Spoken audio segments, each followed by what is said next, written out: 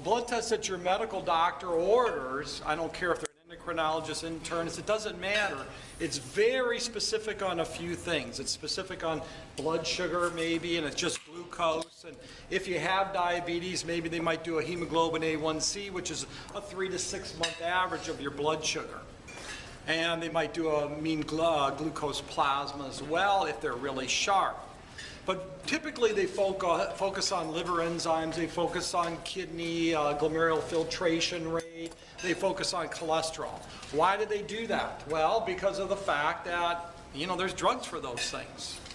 But when I started studying, the major thing is what we call functional medicine. How many people have heard of functional medicine? Anybody hear of that? Nobody. Now, Dr. Oz is really promoting functional medicine. But the guy flip-flops every other day. And it's kind of sad because he's got a lot of good things to say.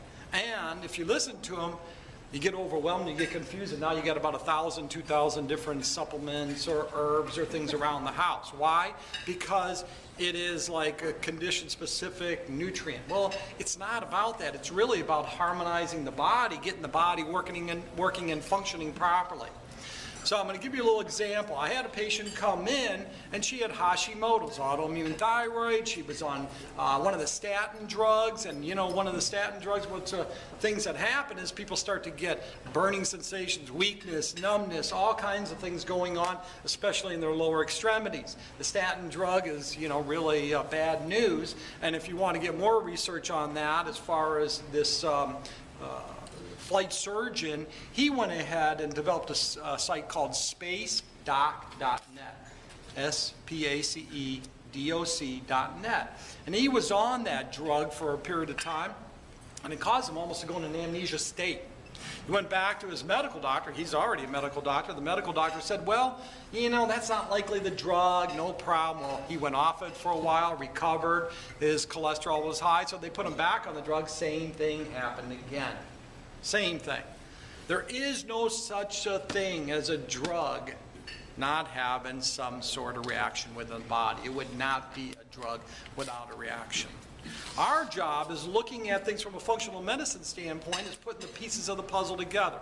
So this young gal is having problems getting pregnant. Why? Because when we ran the blood test, she had so many inflammatory markers going on that basically, you ever hear where they say that there must be a condition when the egg and the sperm are not matching up, to come together in fertilization? Anybody ever hear that?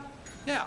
Okay, so they're not compatible. That's what they said. Well, the reality is if your body's in an inflamed state, it's not going to really allow that fertilization to take place, because what's the design? The design is for the body to work in a great state so that things are going to come together and have a healthy individual, healthy baby. So it's kind of like God's way of saying, hey, maybe things are not right. So we went ahead, ran the second blood test on her. All her inflammatory markers were coming down. This girl did not have thyroid problems. Her mother did, Hashimoto's. Well, we know that there's a genetic predisposition to this, meaning if someone has an autoimmune thyroid, what's the likelihood of their kids having it? Real high. And if someone develops this, they're going to have their kids are going to develop this at a younger age. So autoimmune conditions, multiple sclerosis, when we look at that, that's rheumatoid arthritis, lupus, these type of things. Those are autoimmune. Is dementia autoimmune? Absolutely. Can it be addressed and prevented? Absolutely. But the issue is that you've got to go into working on different parts of the body. What causes dementia? We know that blood sugar spikes.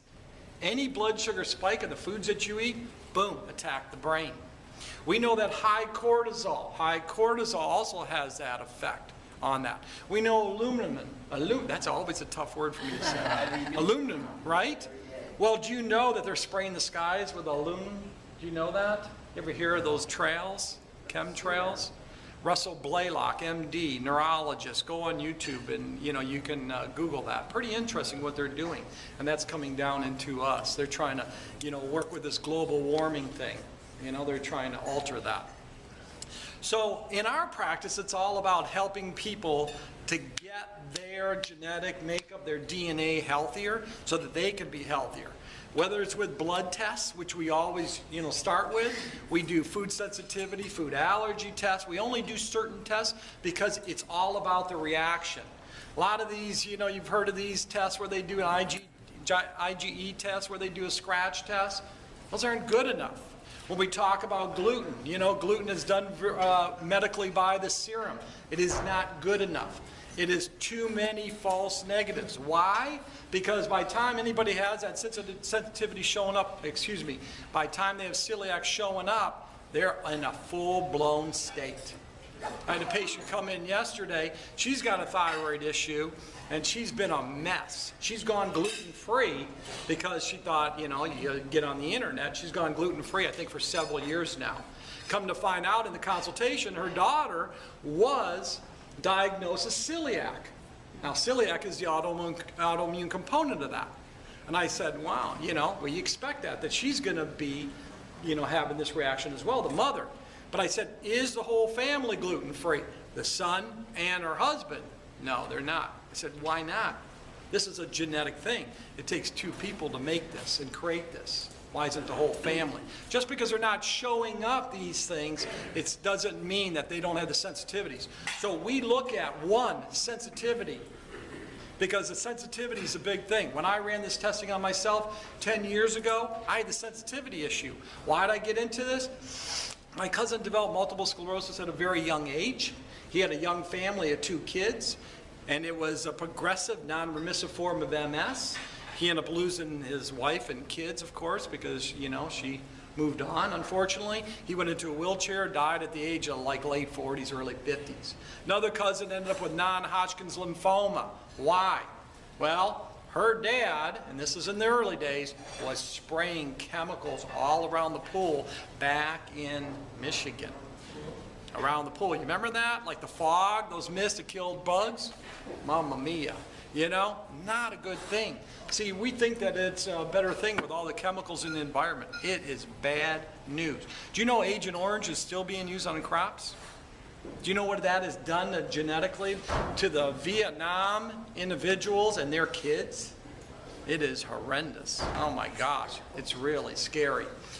So we need to detoxify these bodies. This body is like a waste dump. It's like a landfill. You need to detoxify this body.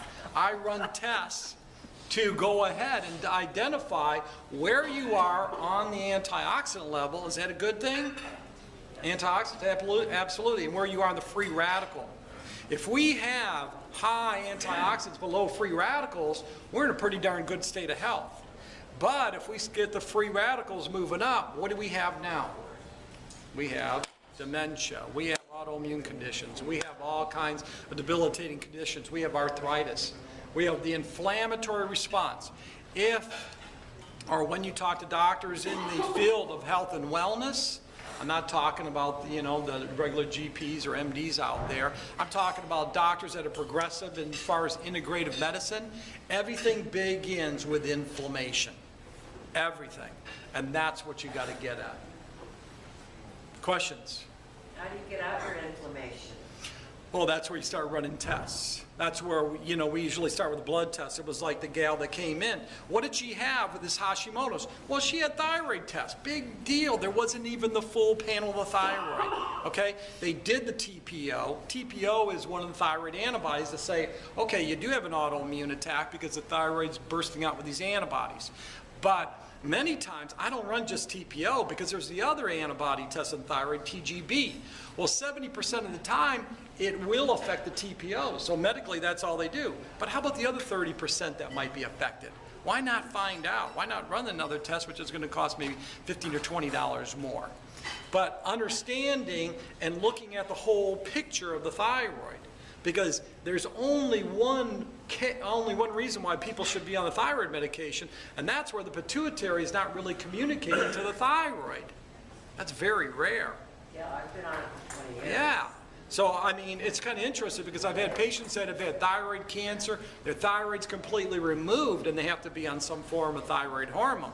But yet, when we started working with them and getting their body working well, they were able to reduce their thyroid hormones, drastically. Yeah.